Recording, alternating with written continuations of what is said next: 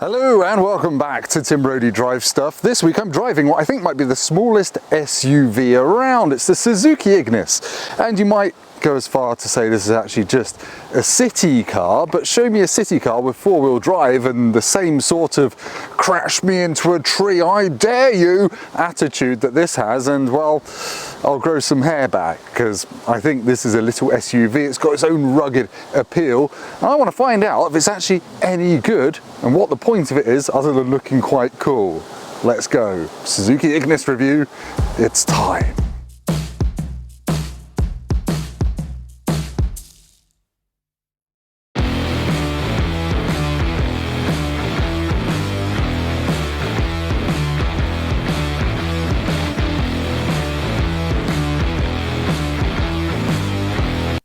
So is it an SUV or not? I mean, it's only 3.7 meters long, which is about the same size as a Fiat Panda, and this one is a 4x4. And I would say, because it's got black plastic bits around the wheel arches, is an SUV. I mean, you can fight me in the comments, but just be nice about my hair, please. It is made in Japan, the Suzuki Ignis, and it starts from just under £15,000 for an entry-level SZ3 model. And that has a 3-seat rear bench, and then another 1,500 quid gets you an SZT, which turns the back seats into 2 individual sliding rear ones, and that also adds roof rails and the black wheel arch extensions that we spoke about.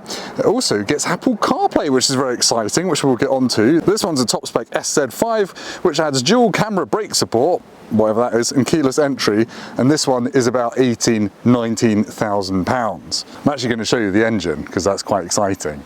I was only half joking when I said it's exciting. I'm excited because you only get one engine option in the Ignis, which makes my job easier for remembering things. It's a 1.2 litre naturally aspirated petrol of 83 horsepower and 107 newton meters of torque. It's good for 12.7 seconds to 60, and it is a very mild hybrid, which we'll get onto. You can get it with a 5-speed manual as this car has, or a CVT automatic on mid-spec trims.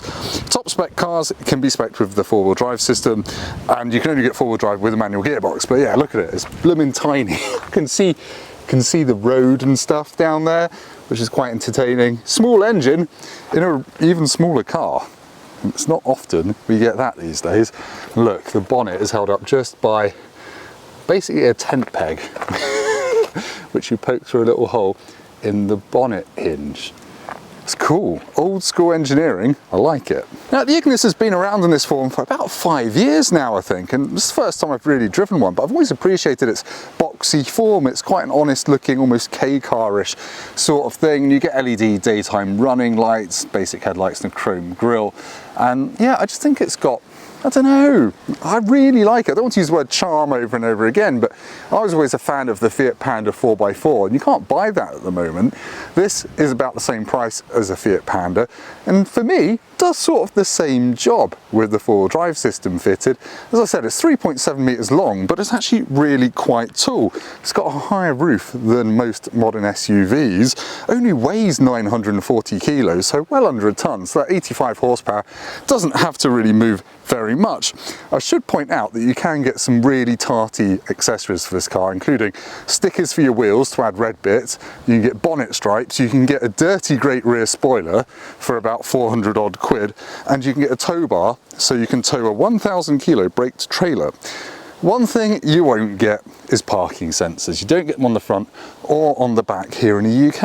And I don't know why. I know it's a small car, but on a top spec one, you'd kind of almost want a reversing camera just for peace of mind. But you don't get one, nor do you get the sensors. You do get a hybrid badge, which is a bit of a lie, because really it's just a mild hybrid. You don't really notice it. It's just, think of it as a petrol car. I'm bored of saying mild hybrid. I think they're a bit of a cop out. But anyway, the boot is locked, but I can always pick the car up by opening the boot. Yes, right, hopefully it's open now.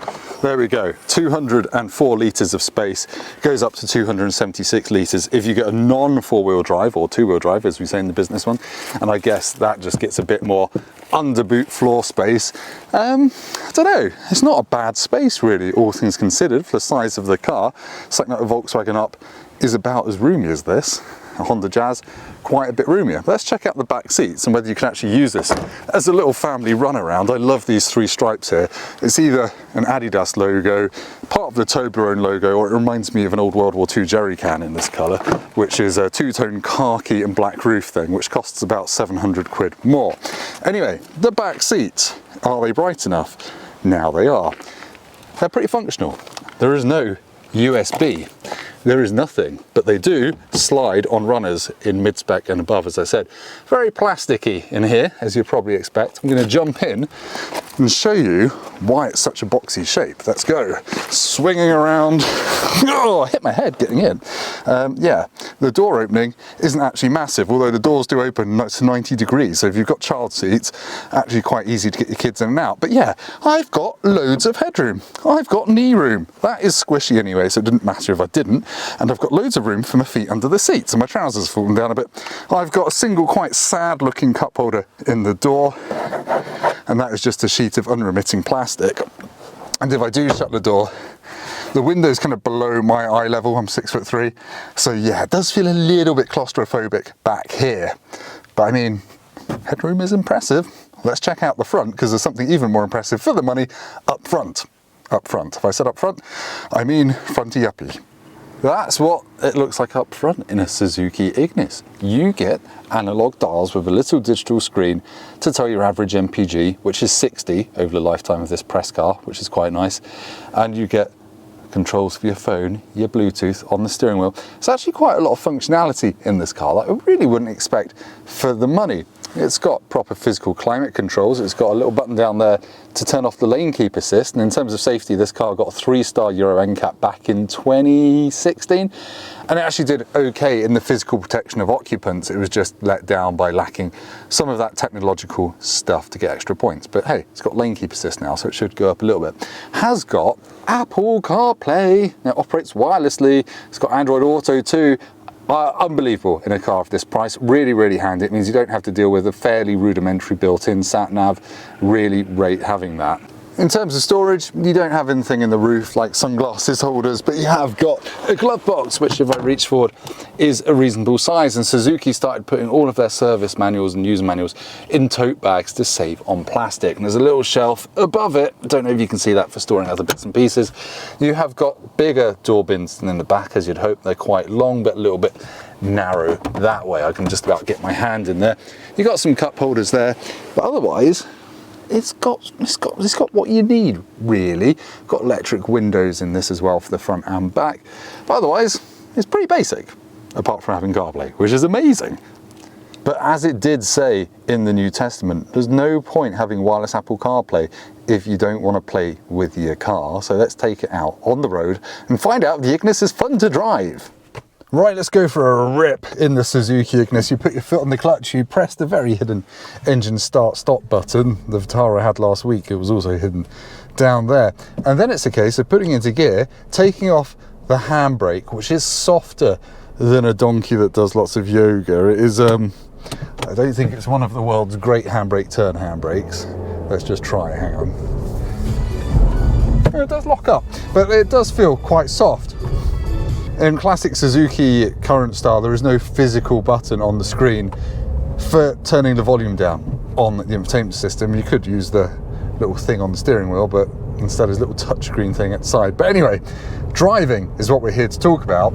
And initial impressions are, when you move off, is that this is punchier down low than you might think from a small non-turbocharged petrol engine. It's not going to rip your face off, but it's got useful amounts of torque for pulling away from traffic lights. So let me just kind of, let me demonstrate this in a very boring way. I'm doing 10 miles an hour, second gear.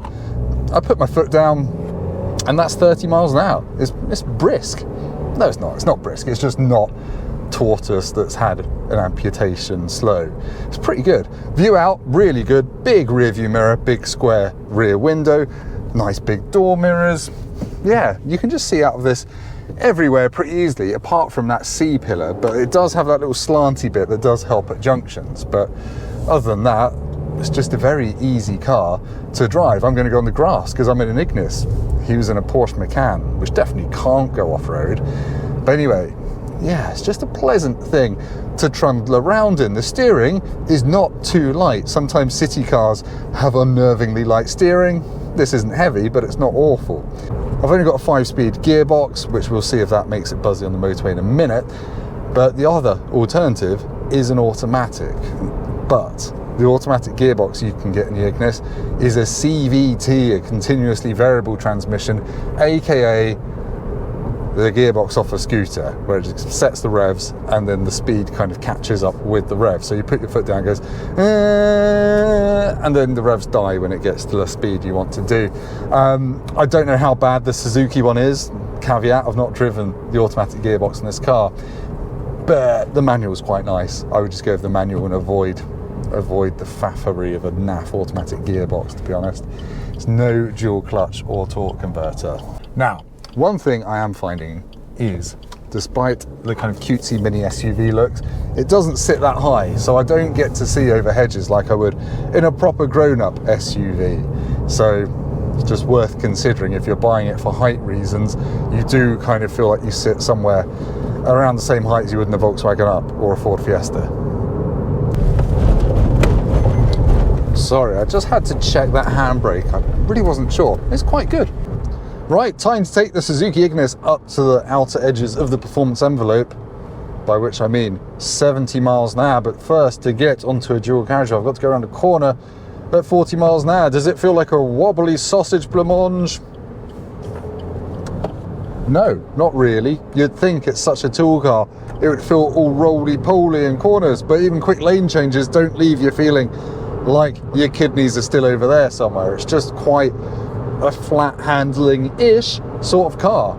That's 70 miles an hour. I'm in 5th gear, top gear, and I'm doing just under 3,000 RPM. But I can't really hear the engine. It's not going to buzz and annoy me. There's not much wind noise from the doors either. And this is hardly the most aerodynamic looking car, but I'm quite impressed. I am quite impressed. Now, as I said at the start, fuel economy as an average on this press car, and press cars are usually thrashed, is 60 mpg, which is pretty blooming impressive. I think the fuel tank is quite small though, because overall range is only about 350 miles on a full tank of petrol. But yeah, this feels like a confident thing at motorway speeds. It doesn't feel like it's going to get blown around in the wind. It doesn't feel wobbly. It doesn't feel scary. It just feels stuck on the road, which is what you want, apparently. Right, getting to my country road, I'm going to brake from 60 to 40. How do the brakes feel? They feel fine. They're not the most powerful thing in the world, but they haven't got a lot of mass to stop, really, and you're never going to be going super duper fast. But anyway, on a twisty road like this one, it feels like your friend, to be honest. It doesn't exactly thrill you or set your hair alight with handling prowess, but if you go into a corner a bit too fast, it doesn't understeer, it doesn't even do any tyre squeal, it just nips round. It's quite cool. And also, because it's so narrow, when a van like that goes the other way, mid-corner or like that, you're not wincing, you're not worried that you're about to smear your wing mirror on the side of a dust car. It is just a nice size for country road driving. And I guess if you live in the countryside and you need a little runaround that can cope with winter weather, this would be a really, really good option because of that four-wheel drive system. I like this a lot. The manual gear shift is not the world's most satisfying, but it does the job. The clutch is super light. It'd make a great first driver's car as well. I mean, first time driver's car. You've just passed a test and you want a car that isn't something else. I reckon this would be a good shout. I'm not sure what the insurance is like, but it can't be awful. Suzuki Ignis, you've impressed me, frankly. This is my favourite Suzuki car that I've driven in quite a while. It's just a charming little thing, and it doesn't feel shit. Anyway, back to me for an outro. So, in conclusion, would I buy a Suzuki Ignis if I had £18,000? No, I'd buy a Ducati Panigale V4 on the second-hand market, but if I was after a small, do-it-all, rugged, 4x4-y, off-roadery, SUV, city car type thing. It's pretty much your only choice, and I really like it. It is efficient. It feels punchier than the numbers suggest on paper because it weighs the same as a pubic hair, and I think it looks the part as well. I think it's a really smart car. My only slight problem is the top spec one is 18 grand, and all Suzukis have gone up in price a lot in the past couple of years, and 18 grand does buy you a Ford Fiesta. So if you don't need ruggediness, you can have a more powerful engine and a better chassis in the shape of a Fiesta. But everyone's got a Fiesta. If you want to stand out, get one of these in a bright colour, get the bonnet stickers and a big wing on the back of it, and have something that no one else does. So yeah, I would recommend it. It's kind of a 3.5, 4 star out of 5 car on the Tim Rodey meter, which doesn't exist until I just made it up. Anyway, hopefully this has been vaguely helpful or entertaining. If it has, please hit like and do subscribe to the channel, because it really does help me out with my motivation to get out of bed in the morning and do this sort of stuff. Go down to the comments, leave me a little comment telling me that I am great, but in Japanese, or that I'm a dickhead in Japanese. I don't mind which. It's all good for the algorithm. And I will see you next time when I won't be in a lay-by with a cutesy little car. Goodbye.